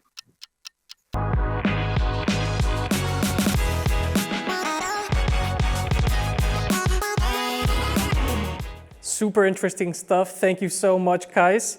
Now, Charlie, what questions do you have for Kais at this time? Yeah, Kais, could you tell us why you're present in those 14 countries and what's the strategic reason behind that? Is it certain distribution or sales channels that you're trying to capitalize on? I'd love to understand that. And following on from that, can you tell us how many customers, cross-border e-commerce customers, can you potentially reach? And how many are there out there? Thank you for that. So basically, in terms of the choice of the countries where we want to enable partnership in order to have delocalized fulfillment is basically always driven by what are the biggest market in terms, what is the demand?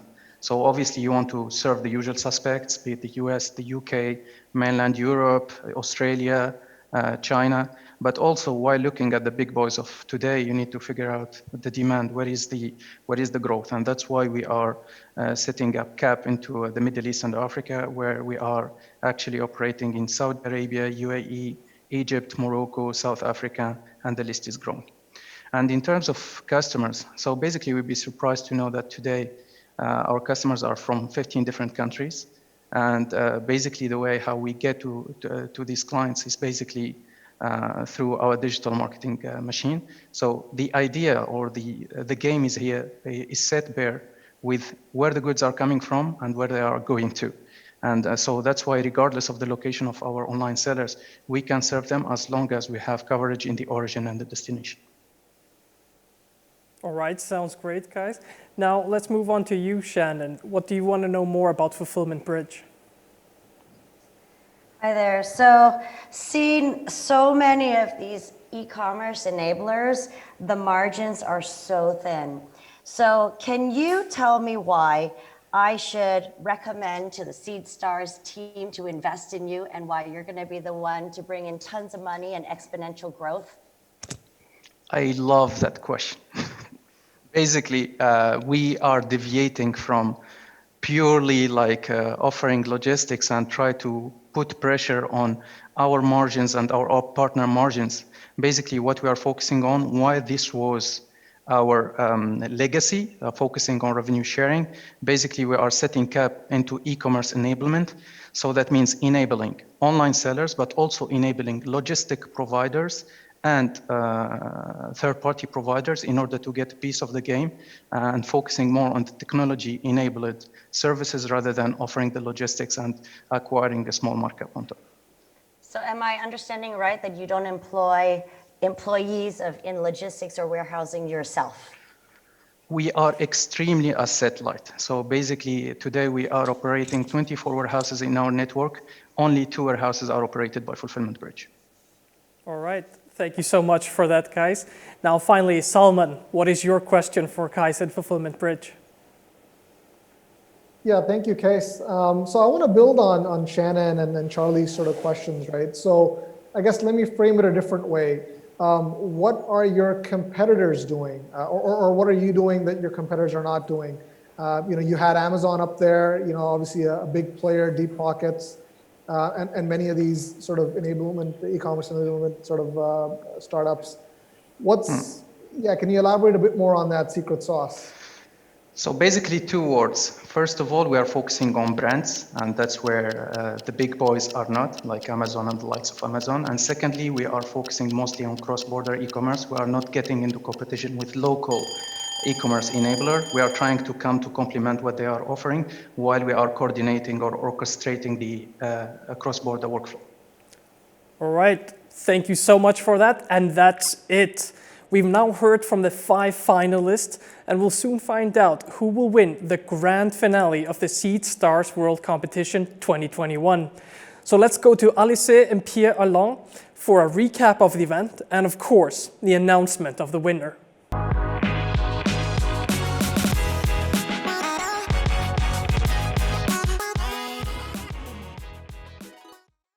Thank you to the finalists for their pitches, and again, congratulations on making it to the finals.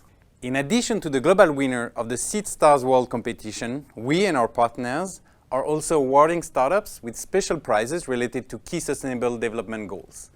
To learn more about these prizes and their winners, we invite you to visit seedstarsworld.com or follow our Seedstars social media channels. Now we can imagine you are excited to know which one of the finalists is the winner. We definitely are. The jury has had some time to deliberate, and we have selected the highlights of the jury deliberations that we would like to present to you before the winner announcement.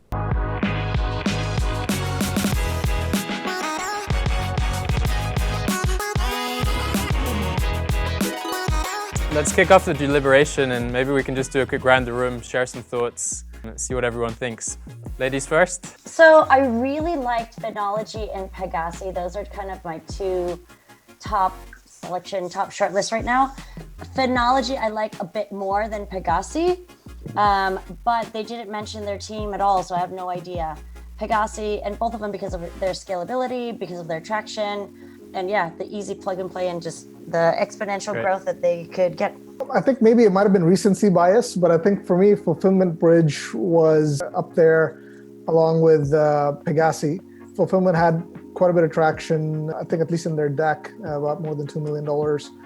Finology was up there as well, but yeah, I mean, to Shannon's point, I mean, not enough on the team.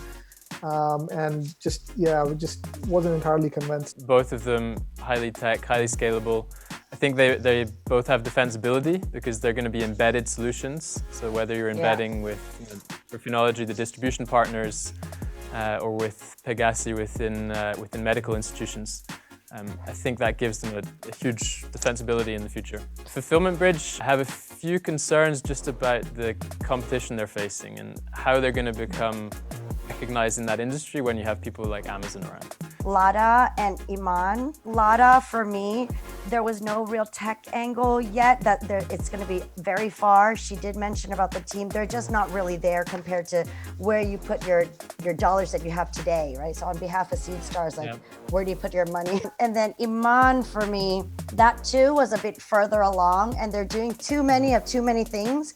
And I feel that you need to do something right first before you can do everything. Great. So I'll tell everyone in the studio, thanks for your inputs, thanks for the conversation. And this was fun. Yeah, we'll leave it to Pierre-Alain and Alize from here, I think. Thank you so much. It was Talk to you soon. Nice meeting everyone.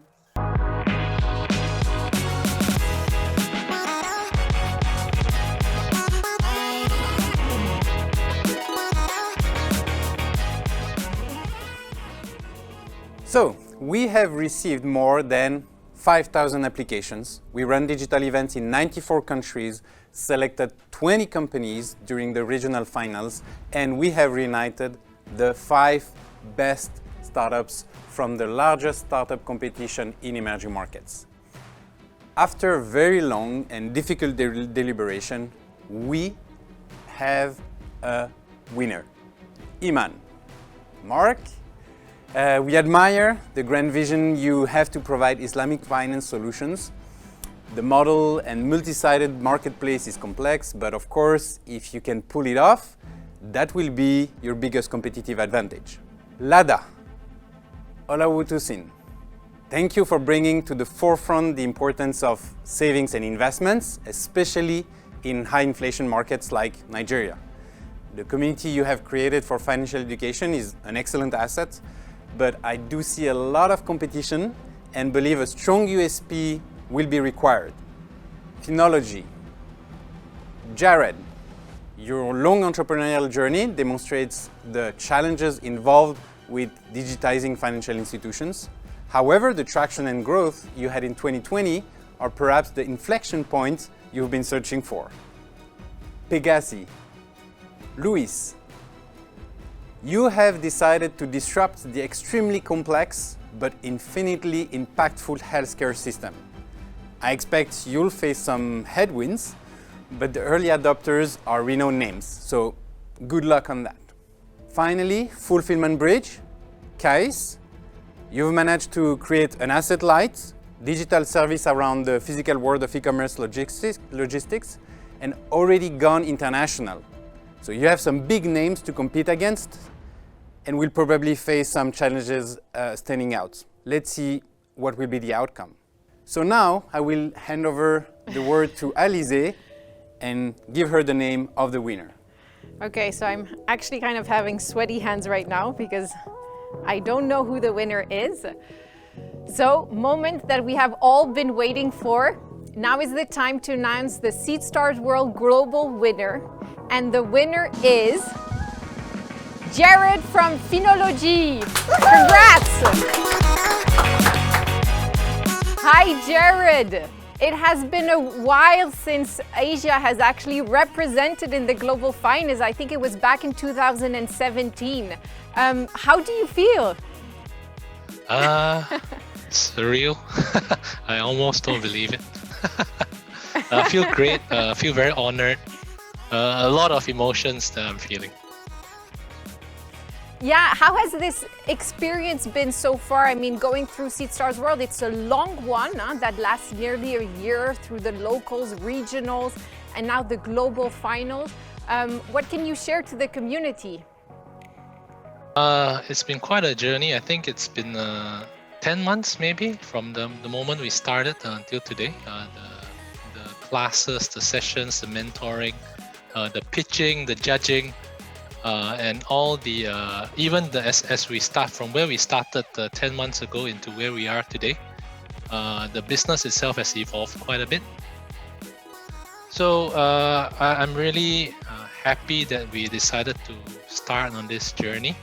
We've learned a lot, met a lot of people, if only online, virtually. And yeah, we are really right now, just to say, humbled and excited about what happens next with Seedstars and continue our Yes. journey. In many ways, this is still the beginning of the journey at Seedstars, and we're really happy to have you represent the global emerging market community and can't wait to continue and build great things with you. Congratulations. Thank you. Now, for the other finalists, you're actually all winners. You are officially the winners of each of your regions.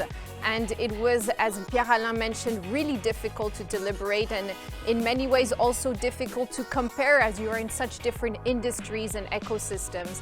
But we'd love to have some final takeaways from each one of you to share a bit the experience and also what you could share to the wider community of entrepreneurs that see you as role models in their respective regions. Yes, Mark, I don't know if you have anything you could share with us.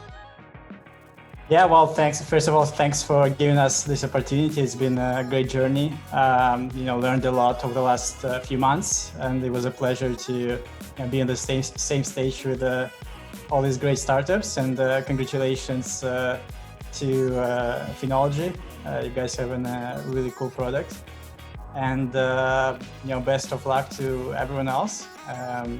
We really enjoyed being part of this competition, and look forward to continuing working with Seedstars. Absolutely, the Seedstars journey doesn't end here.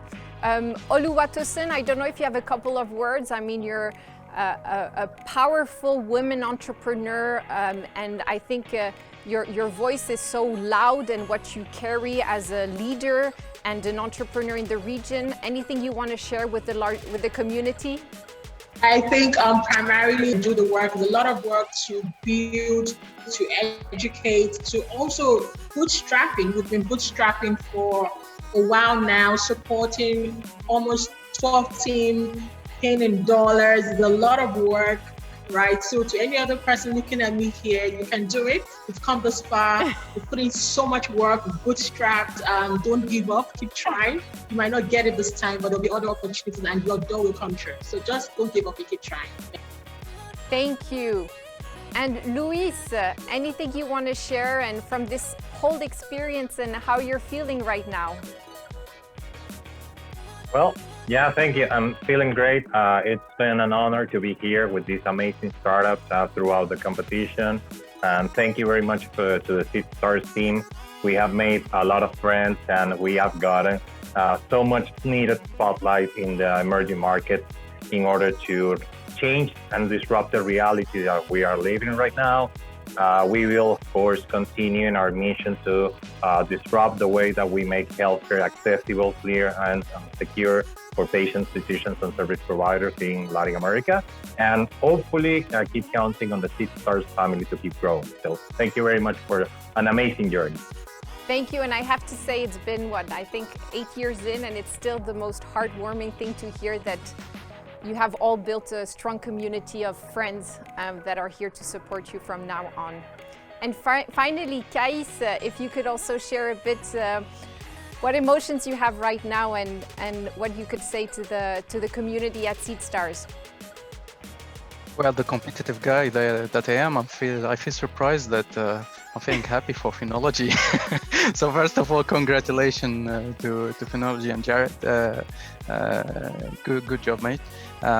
Also, honestly, again, we feel humbled and honored to share the stage with other champion startups, and also to bring in the flag of representing Tunisia, the MENA region. So actually, we are, here on different fronts, not only in terms of joining competition, but also raising awareness about what's going on in the ecosystem and in the country and the region. Like every bit help, every exposure about the ecosystem is a win for all of us. So we are glad and honored to be part of that and to raise awareness that things can happen from our region in global stage. Absolutely. I mean, success breeds success, and having You as role models representing a different story, a different side to all these ecosystems is really important, and why we felt like the Seedstars World Competition still has its place in the larger ecosystem. So thank you to our partners, the panelists from today, the jury members. Congratulations to all our finalists, and of course the winner, Finology, as the winner of Seedstars World Competition 2021. It's been great to have you all with us. Follow Seedstars on Instagram for live Q&A with our winner, and stay tuned to our social media channels and on Seedstars Live for special podcasts and articles about Seedstars World. Thank you, guys. Thank you so much. Thank you, Seedstars. Thank you, Seedstars, for making our business really grow beyond our potential. Thanks, Seedstars, for this amazing opportunity. And for all the founders out there, never stop hustling.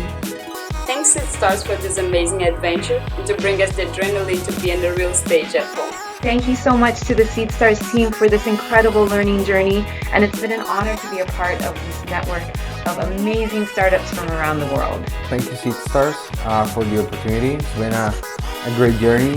Highly recommended. Thank you, Seedstars. Thanks, Seedstars. See you soon.